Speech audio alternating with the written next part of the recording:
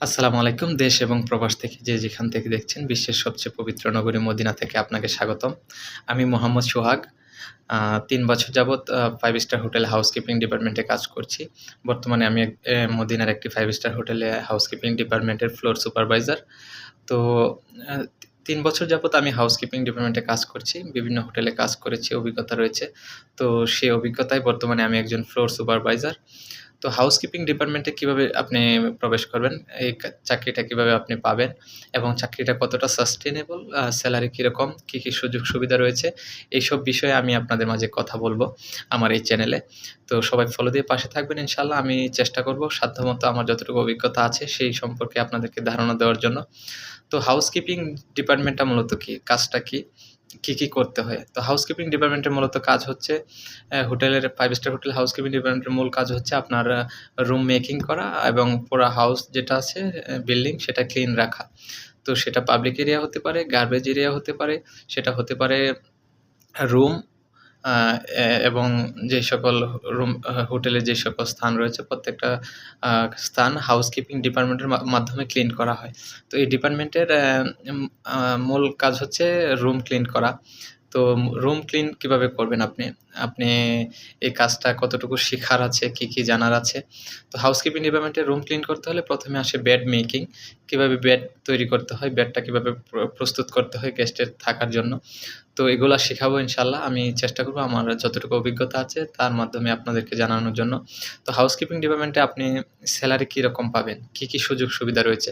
Housekeeping ডিপার্টমেন্টে আসলে Saudi আরবের সিস্টেম হচ্ছে আপনার হোটেলগুলা খুব কম পার্মানেন্ট স্টাফ রাখে। তো বিভিন্ন সাপ্লাইয়ের সাথে তারা কন্ট্রাক্ট রাখে, সেখান থেকে লোক নেওয়া হয়। তো সাপ্লাইয়ে যারা আ ফ্রি ভিসার মাধ্যমে সাপ্লাই থেকে হোটেলগুলোতে কাজ করে তাদের সেলারি ন্যূনতম ১৮০০ থেকে ২,০০০-২,২০০ এরকম হয় রিয়াল। তো আর যারা সরাসরি সাপ্লাইয়ের আন্ডারে সাপ্লাইয়ের ভিসা দিয়ে দেশ থেকে আসে বা সাপ্লাই কাফেলা হয়, তাদের সেলারিটা হয় ১২০০, ১,০০০ এরকম।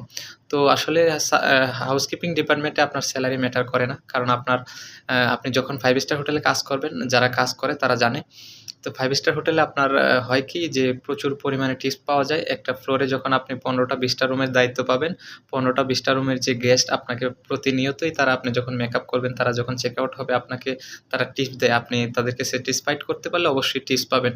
তো এই টিপসটা মূলত আ ডিপেন্ড করে আপনি কিরকম কোন গেস্টকে কতটুকু স্যাটিসফাইড করতে পেরেছেন তার উপর নির্ভর করে। গেস্টের ফিডব্যাক বলা যায় এটাকে। তো আপনি একটা গেস্টকে সার্ভিস দিবেন, গেস্ট আপনাকেও খুশি করার চেষ্টা করবে।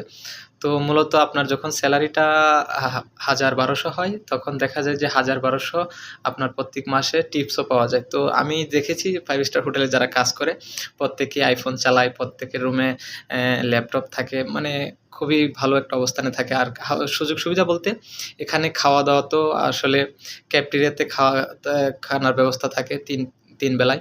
আপনি যে শিফটে ডিউটি করেন। তো খাবার-দাবার খুব উন্নত মানের হয়। 5 স্টার হোটেলের খাবার-দাবার আপনার 5 স্টার মানেরই হয়। আর থাকার যে ব্যবস্থাটা সেটা হচ্ছে আপনার সাপ্লাই যদি আপনাকে থাকা দেয়, তাহলে তো সাপ্লাই দেয়। আর যদি হোটেল দেয় তাহলে সেটা হবে আপনার ন্যূনতম 3 স্টারের মতো।